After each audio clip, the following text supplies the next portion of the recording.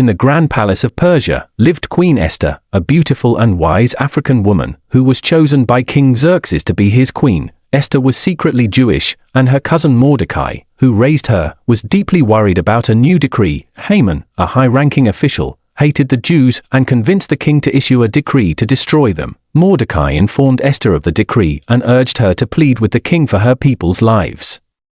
Esther was afraid to approach the king uninvited, as it could mean death, but she decided to fast and pray for 3 days. On the third day, Esther put on her royal robes and approached the king's throne room. King Xerxes was pleased to see Esther and extended his golden scepter to her. Sparing her life, Esther invited the king and Haman to a banquet she prepared, where she would make her request known. During the banquet, the king asked Esther what her request was.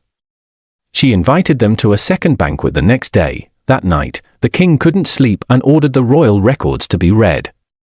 He was reminded of how Mordecai had saved his life. The next day, at the second banquet, Esther revealed Haman's plot and her Jewish identity to the king. The king, furious with Haman, ordered him to be executed on the very gallows he had prepared for Mordecai. The king issued a new decree allowing the Jews to defend themselves, and they were saved. Mordecai was promoted to a high position, and the Jews celebrated their deliverance with joy and gladness. The festival of Purim was established to commemorate their deliverance and is celebrated with feasting and joy to this day.